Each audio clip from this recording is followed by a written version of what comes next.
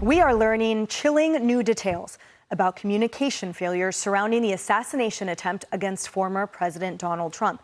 Encrypted radio communications reportedly revealing a local counter-sniper actually warned they'd, quote, lost the gunman after they had sighted him with that rangefinder. Matt Finn is live at the Butler, Pennsylvania rally site with the latest on the investigation. Matt? Emily, the acting director of the Secret Service now confirms that former President Trump's counter-sniper team did not have direct radio communication with local police here in Butler on the day of the shooting. And a new Washington Post report reveals just how poor communication was between federal and local agencies. According to encrypted radio transcripts, on July 13th at 5:42 p.m., a local counter-sniper here in PA said, just an FYI, we had a younger white male, long hair, lurking around the AGR building. He was viewed with a rangefinder sighting the stage. We lost sight of him. That message was apparently referencing the shooter Thomas Crooks, who ultimately pulled off the near assassination of former President Trump while killing one man and injuring others. Now, there has been outcry over why no Secret Service workers have been publicly fired or suspended just yet. Here on the ground, I spoke with Republican Congressman Mike Kelly. This is his district in Western Pennsylvania, and he's on the special task force that is investigating the July 13th shooting. American people have the right to know, and we have a tremendous responsibility to find out for them. I don't want to talk about innuendo where somebody said something to me or I got a secret note from somebody. We're going to do the deep dive that's necessary with the people that were actually on the ground, what they went through, and then how did you prepare for this?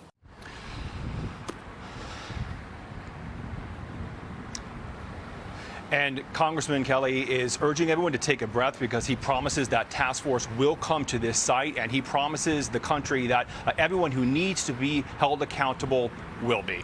Emily. Matt, thank you. Kaylee, we've been talking about this the whole time. The colossal communication failures keep piling up, and all it does is underscore the colossal leadership failure of the Secret Service. No doubt. Emily, that Washington Post report was stunning. We had been saying we need the transcripts of the radio communications. Well, the Washington Post got them. So at 5:42 p.m., local law enforcement communicated there was a guy with a rangefinder. Fine, you use a rangefinder in golf. Fine, you use it in shooting. You don't use it at a Trump rally. The shooting took place at 6:11 p.m. So 30 minutes passed where there's this information about the rangefinder. Then we find out in this Washington Post report, the information was communicated into a command post that only contained local law enforcement. So what happened to what I've been told by Trump officials was the model for every single presidential event. You have a security center with the head of every law enforcement group in the same room. Did that not happen here? And then finally, we're told man with a gun, 30 seconds goes by, the message not communicated. Why? Because they didn't have enough time to call in on a cell phone. Why aren't you using radios? So many questions. Failure, to your point. Failure all the way around. And you know, Harris, who didn't lose sight of him were all of those rally goers who had their cell phones trained on him and trying to get the attention of those in charge. Yeah, we're supposed to see something, say something, but apparently when we say something, we don't get listened to. Yeah, that's not a good message. There's really only one question I have today for the leadership at the USSS. How many of the people that you're looking at who fell down on that day and where the failures actually happened are still on the job today, and what are they doing? Who are they protecting? I want to know where we have moved to with the people who are being most scrutinized. And do we have enough redundancy in our ranks to replace them while you finish your investigation? No, we don't, because you know what Kimberly Cheadle told us? They're 1,500 employees short under her watch. She knew she had positions to fill, so they were stretched.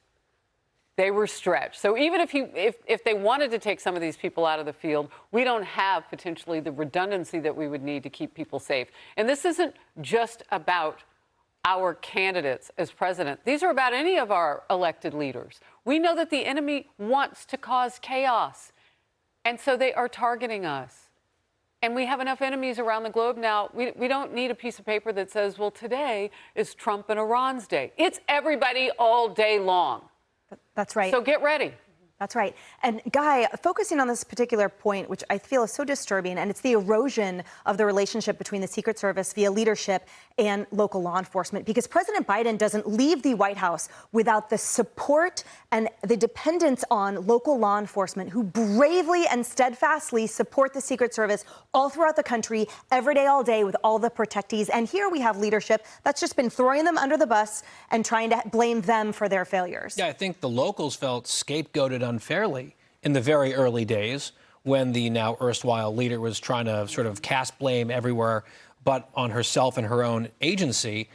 And it's sort of amazing because every time some new development comes out involving this incident and the near murder of Donald Trump on national television, I keep waiting to have a sense of, oh, okay, now I sort of understand why that happened.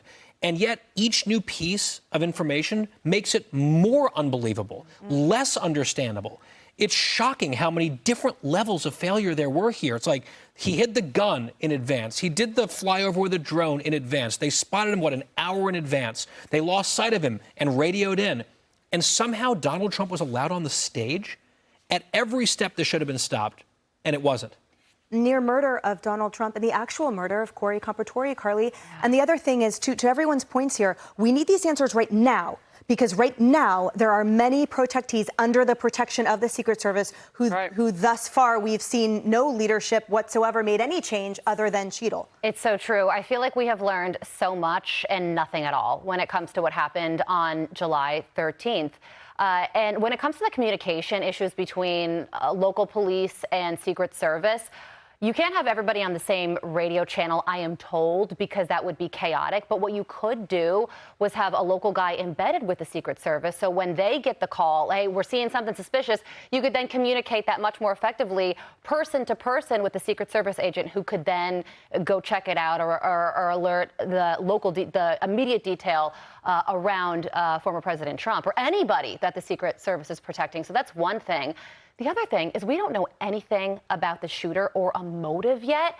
And one of the reasons for that is because the social media is still encrypted. So I completely agree with Senator Lindsey Graham, who brought this up in the hearing last week when he said there is an answer that's sitting somewhere out there. And because these apps are still encrypted, for a murderer, an assassin, he says, privacy to a point, but, I mean, that is ridiculous. And our enemies are watching all of this. Yes, they are. They're like the Borg. They're learning.